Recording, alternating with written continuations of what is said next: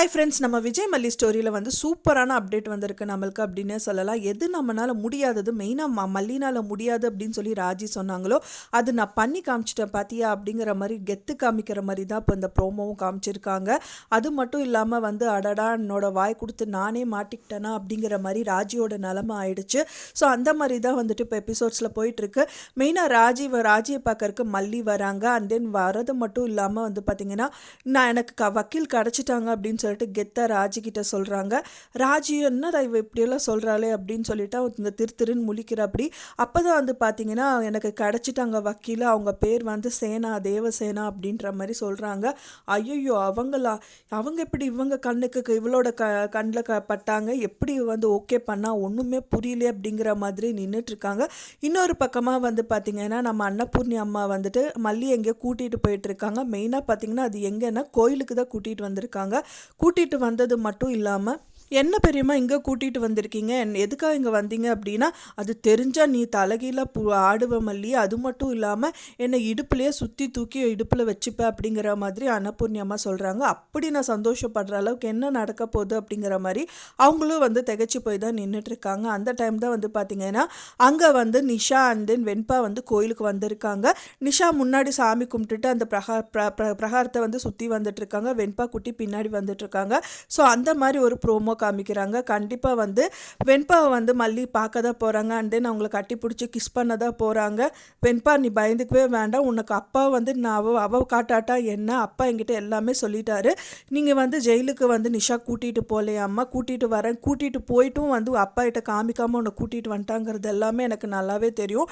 நான் கண்டிப்பாக கூட்டிகிட்டு போகிறேன், நான் உங்கள் அப்பா கிட்ட ப்ராமிஸ் பண்ணிட்டு தான் வந்திருக்கேன், நாளைக்கே வந்து வெண்பா உனக்கு கூட்டிகிட்டு வந்து காமிக்கிறேங்கன்னு சொல்லிட்டு வந்திருக்கேன், நான் கண்டிப்பாக உன்னை கூட்டிகிட்டு இப்போ வெண்பா நீ பயந்துக்காத அப்படிங்கிற மாதிரி ரொம்ப ஆறுதல் பேச்சு பேசுவாங்க அப்படின்னு தான் எதிர்பார்க்கப்படுது. பக்கம் வந்து ராஜி நினச்சிட்டு இருக்காங்க, ஓகே காசு மூலியமாக மட்டும்தான் உலகத்தையே வந்துட்டு நம்ம விலைக்கு வாங்கிடலாம் அப்படிங்கிற மாதிரி நினச்சிட்டு இருக்காங்க. காசு பணம் மட்டும் இந்த உலகத்தில் வந்துட்டு கொடுத்தா எந்த பொருளும் வந்து வாங்கிட முடியாது. பாசம் எல்லாமே வந்து பார்த்திங்க அப்படின்னா வந்துட்டு காசு இல்லாமல் அதுவே வர்றது தான் அப்படிங்கிறது வந்து மல்லி அழகாக ப்ரூவ் பண்ணிட்டாங்க அப்படின்னே சொல்லலாம். மல்லி கூட வந்து ரொம்ப திகைச்சு போய் நின்றுட்டு இருக்காங்க. தேவசேனா கிட்ட பேசிட்டு இருக்காங்க. அவங்களும் வந்து சொல்கிறாங்க இது கிரிட்டிக்கலான கேஸு, இது எப்படி நான் ரன் பண்ண முடியும், என்னதான் வந்து பார்த்திங்கன்னா எனக்கு விஸ்வநாதன் சார் எனக்கு தெரியும், அவரை நான் மதிக்கிறேன் அப்படின்னாலும் இது ரொம்பவே கிரிட்டிக்கலாக இருக்குது, இதை எடுத்துட்டேன்னா அவ்வளோதான் அப்படிங்கிற மாதிரி சொல்கிறாங்க.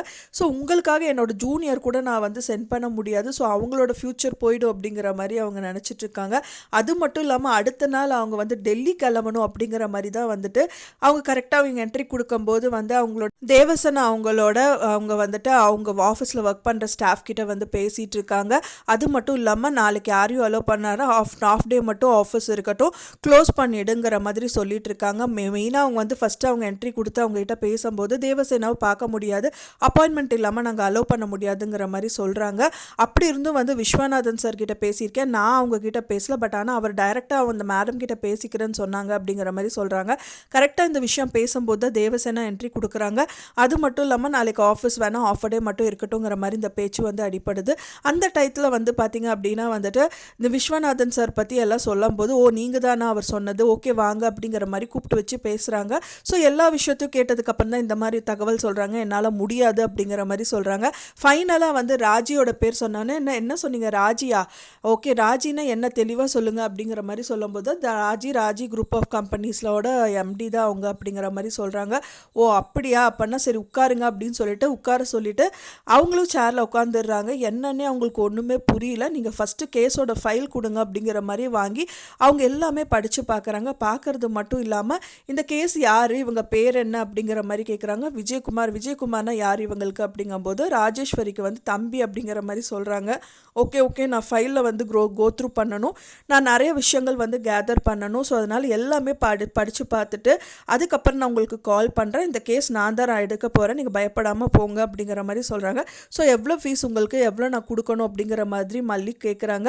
அப்போ தான் வந்து ஃபீஸ் இது வந்து உங்களோட கேஸ் கிடையாது, என்னோட கேஸு, நான் ஃப்ரீயாகவே பண்ணி கொடுக்குறேங்கிற மாதிரி சொல்கிறாங்க. இவங்களுக்கு ஒன்றுமே புரியல. அரவிந்த் அண்ட் மல்லி வந்து மாறி மாறி முகத்தை பார்த்துக்கிறாங்க. அப்போ தான் அவங்க என்ன சொல்கிறாங்க அப்படின்னா வந்துட்டு, ராஜி என்னோட எதிரி, அவள் வந்து பார்த்திங்கன்னா நான் ஃபேஸ் பண்ணிக்கிறேன் அப்படிங்கிற மாதிரி சொல்கிறாங்க.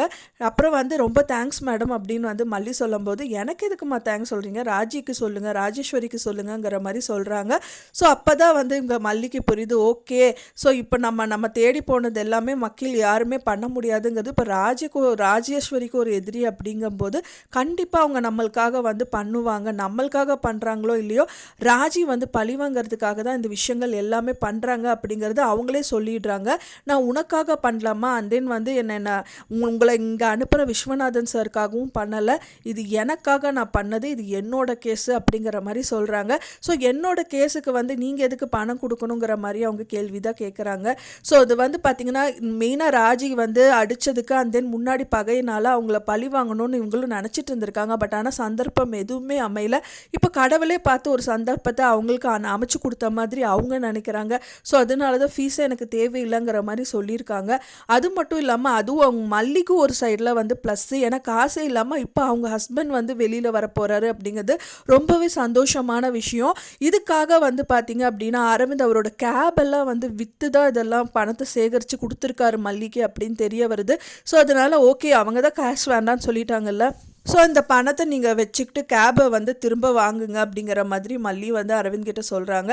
அதெல்லாம் இருக்கட்டும் மல்லி, ஃபஸ்ட்டு விஜய் வெளியில் வரட்டும், அதுக்கப்புறம் பார்த்துக்கலாம் வாங்க அப்படிங்கிற மாதிரி ரொம்ப சந்தோஷமான நிலையில் அவங்க அங்கேருந்து திரும்புகிறாங்க. நான் கூட அவ்வளோ தூரம் சொன்னேன், நீங்கள் கேட்டிங்களா, ஏன் மனசு விட்டு போனீங்க, இப்போ பாருங்கள் கடவுளே நம்மளுக்கு வந்து இந்த மாதிரி ஒரு விஷயம் பண்ணி கொடுத்துருக்காங்க, அதுவும் காசே இல்லாமல் வக்கீலே நம்மளுக்கு கிடச்சிட்டாங்க, இதுக்கு மேலே என்ன மல்லி, எல்லாமே பார்த்துக்கலாம் அப்படிங்கிற மாதிரி வந்து அரவிந்த் இன்னும் வந்து அவங்களுக்கு வந்து உற்சாகம் ஊட்டுறாங்க அப்படின்னு சொல்லலாம். ஸோ அதனால் ரொம்ப சந்தோஷமான நிலையில் ரெண்டு பேருமே வந்து ரிட்டர்ன் ஆகுறாங்க. ஸோ எவ்வளோ கெத்தாக அவங்க வந்து இந்த விஷயங்கள் எல்லாமே ராஜிக்கிட்ட பேசுவாங்க. ராஜி இந்த மாதிரி நினச்சி கூட பார்க்கல, மல்லிக்கே காசு இல்லை, அவெல்லாம் என்ன போய் பண்ண போகிறான்னு நினச்சாங்க.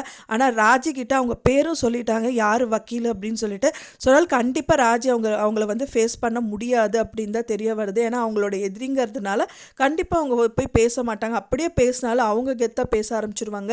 கண்டிப்பாக நான் தான் சொன்னேன், நான் தான் நடத்துவேன், என்ன நீ வேணாலும் பண்ணிக்க, ஆட்களே வச்சு என்னை கொலை பண்ணுறதுக்கு நீ ரெடி பண்ணாலும் பரவாயில்ல, நான் இந்த விஷயத்த வந்து நான் பண்ணி தான் ஆவேன் அப்படின்னு சொல்லிட்டு கெத்தாக தான் நிற்பாங்க அப்படின்னு தான் எதிர்பார்க்கப்படுது. ஸோ இதனாலேயே வந்து விஜய் கண்டிப்பாக வெளியில் வருவாங்க. விஜய் வெளியில் வர்றது மட்டும் இல்லாமல் கண்டிப்பாக ராஜிக்கு பெரிய ரிவீட்டாக கொடுக்கறதுக்கு நிறைய சான்சஸ் இருக்குது. இதுக்கப்புறம் வந்து விஜயும் சரி மல்லியும் சரி அவங்கக்குள்ள எந்த ஒரு ஒளிவு மறைவும் இருக்காது அப்படின்னு தான் எதிர்பார்க்கப்படுது. ஃப்ரெண்ட்ஸ், நீங்கள் என்ன நினைக்கிறீங்க அப்படின்னு சொல்லிட்டு உங்களோட கருத்துக்களை மறக்காமல் எனக்கு கமெண்ட்ல ஷேர் பண்ணுங்கள். நான் சொன்ன இந்த தகவல் உங்களுக்கு பிடிச்சிருக்குன்னு நினைக்கிறேன். ஃப்ரெண்ட்ஸ், பிடிச்சிருந்தா மறக்காமல் லைக் பண்ணுங்கள், ஷேர் பண்ணுங்கள், கமெண்ட் பண்ணுங்கள், சப்ஸ்கிரைப் பண்ணுங்கள். மேலும் இன்னொரு மல்லி சீரியல் அப்டேட்டோட நெக்ஸ்ட்டு மீட் பண்ணுறேன். தேங்க்ஸ் ஃபார் வாட்சிங் மை வீடியோ ஃப்ரெண்ட்ஸ். நெக்ஸ்ட் வீடியோவில் பார்க்கலாம்.